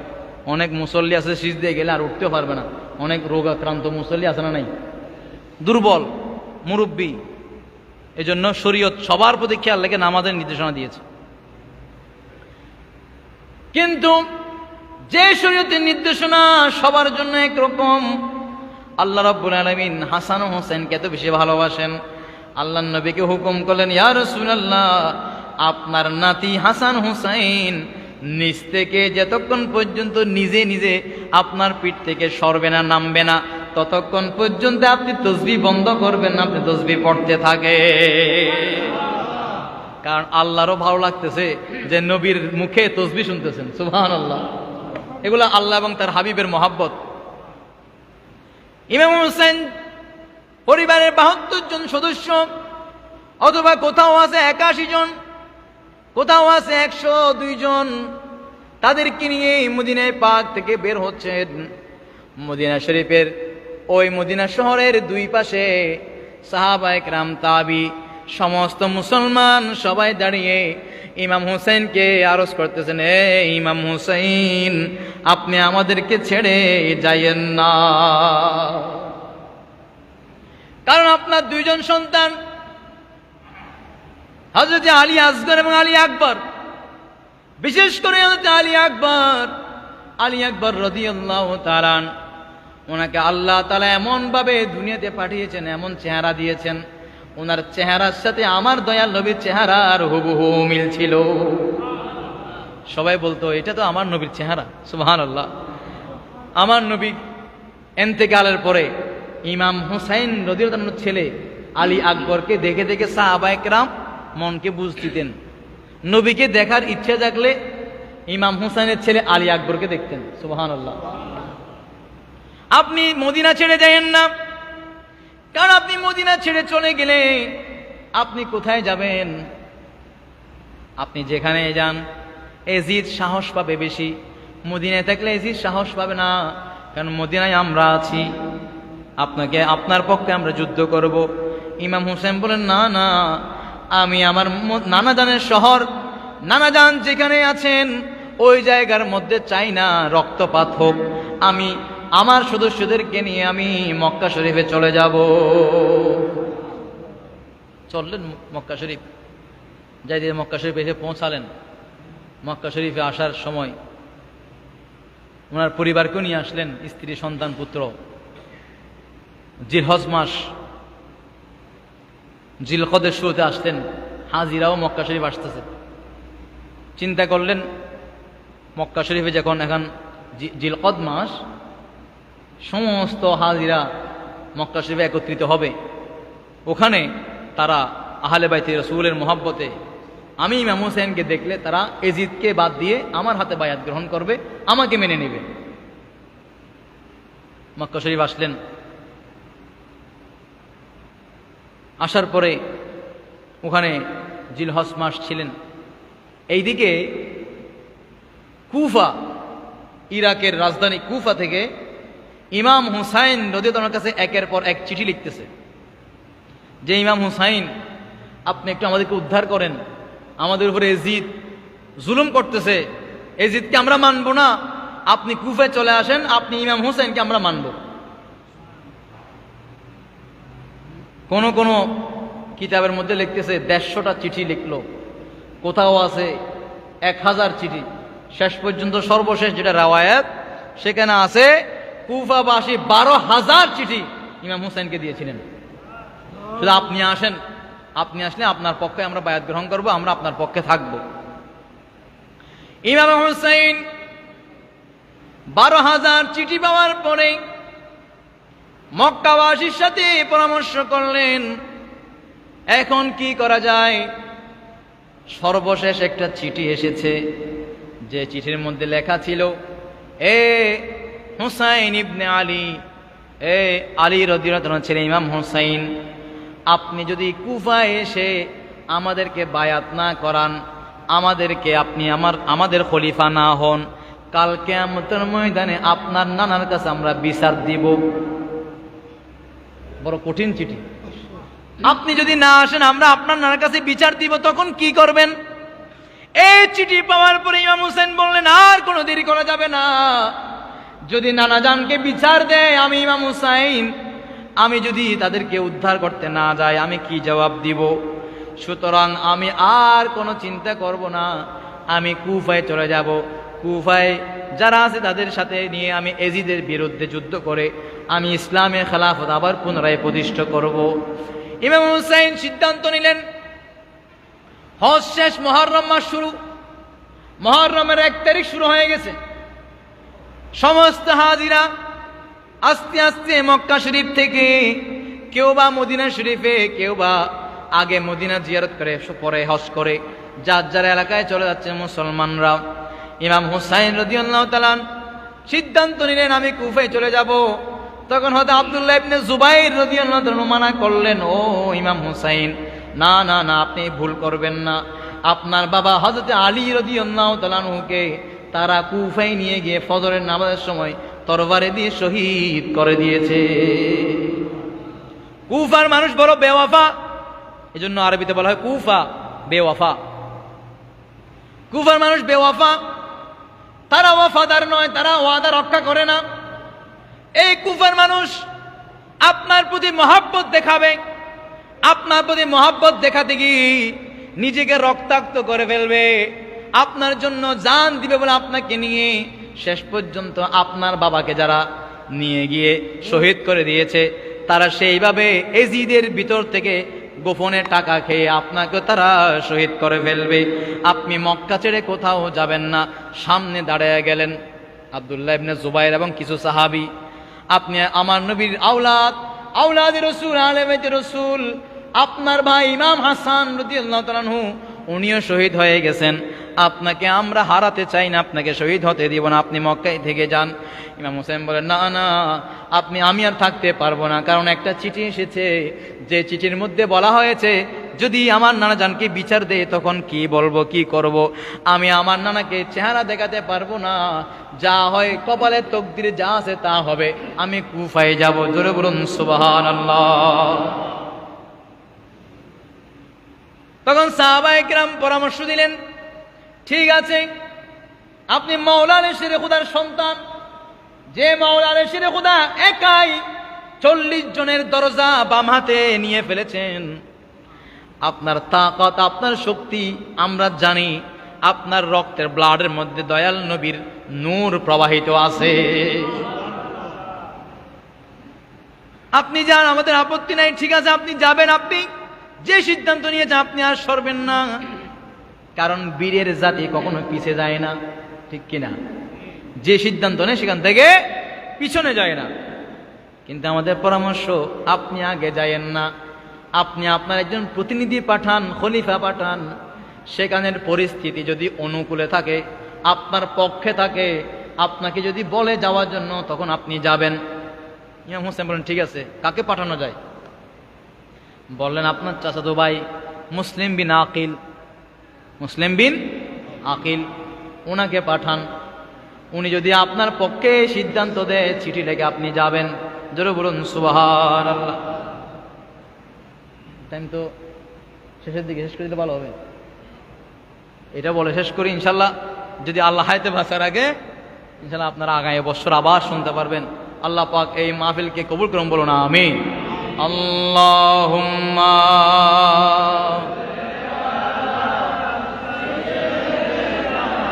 মাওলানা মুহাম্মদ ওয়া আলা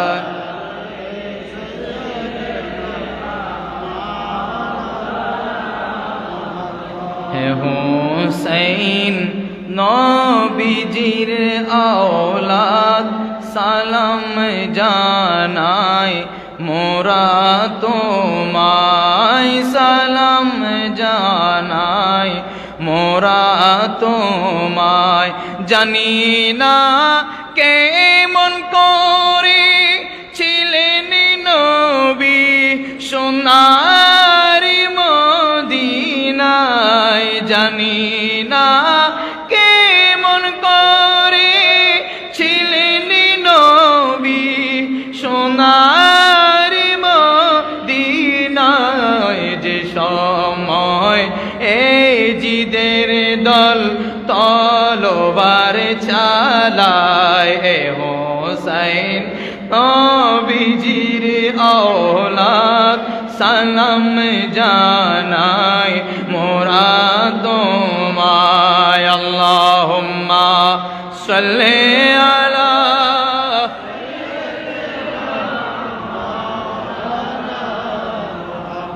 ওয়া আলা আলি সাইয়্যিদিনা। হযরত মুসলিম বিন আকিল, উনি হলেন ইমাম হুসাইন রাদিয়াল্লাহু তাআলা চাচাতো ভাই। ওনাকে পাঠালেন প্রতিনিধি করে, ও আমার চাচাতো ভাই, যাও যাও কুফার ময়দানে তারা কি আসলে আমাকে চায় কিনা একটু দেখো, যদি আমার পক্ষে থাকে তুমি গিয়ে আমাকে একটা চিঠি লিখবা, আমি ইমাম হুসাইন আমার সবাইকে নিয়ে, পরিবারের সদস্যদেরকে নিয়ে আমি কুফায় চলে আসব। ইমাম মুসলিম বিন আকিল উনি ওনার পরিবার থেকে বিদায় নিয়ে আসতেছেন, কিন্তু ওনার 2টা সন্তান ছিল, একটার বয়স 8 বছর আর একটার বয়স 12 বছর কিংবা 10 বছর। ওনারা এসে বাবাকে বললেন, এ আমার আব্বা যান, আপনি কোথায় যাচ্ছেন? মুসলিম বিন আকিল বললেন, আমি একটু কুফায় যাচ্ছি, আমি কাজে যাচ্ছি, তোমরা কি বলবা বলো।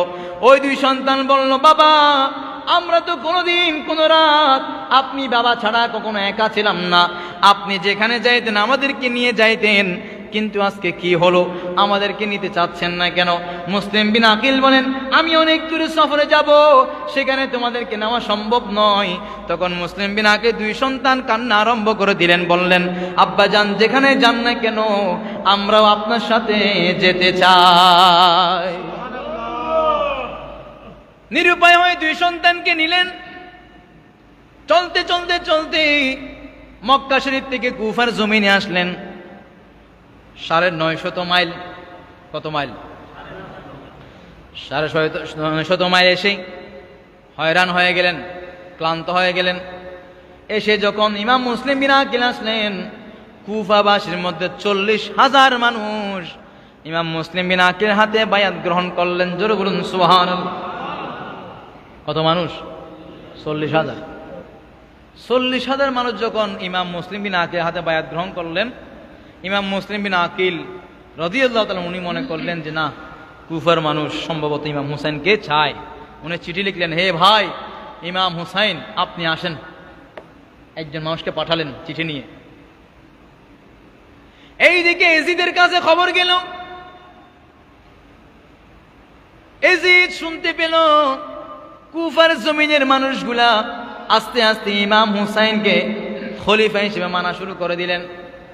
এজিদ তাড়াতাড়ি কুফার গভর্নরের কাছে চিঠি পাঠালেন, হে কুফার গভর্নর, ইমাম মুসলিম বিন আকিলকে গ্রেফতার করে ফাঁসি দিয়ে দাও। জোরে বলুন নাউজুবিল্লাহ। দেখেন কত বড় জালেম। কুফার গভর্নর আবার আহলে বাইত রাসূলকে ভালোবাসতেন, সুবহানাল্লাহ।